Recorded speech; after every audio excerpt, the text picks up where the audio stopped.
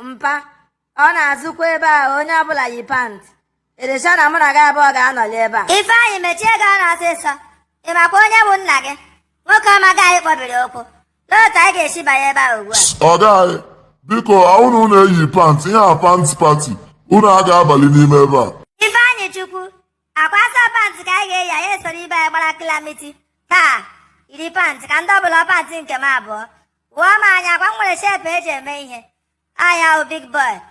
Ifeanyị lee ka ngwa ga-eruo n'ihu ọrụ asọ pant ka a ga-eyi iri pant na awụfu ka isoro big boys gbara kilamiti ka anyị wewe ya bọọlụ taa ụmụ ọma echiela efere bịa nwoke ọma shilibalabala shilibalabolo shilibalabala shilibalabala o riri m ọnụ.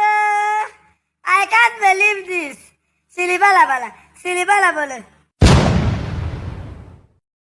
Nna anyị zoro ụwa daka obi ni nwoke ọma biko ewela iwe agaghị m abịa nwụta again.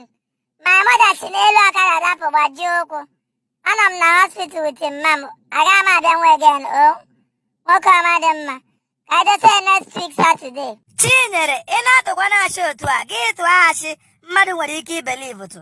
Last week isi na ya mother na aka mechapụrụ ya ọsọ ji ụkwụ nketa ahụ na ọ dapụrụ n'ọkada gbajie ụkwụ. Chinyere mmaga glaskop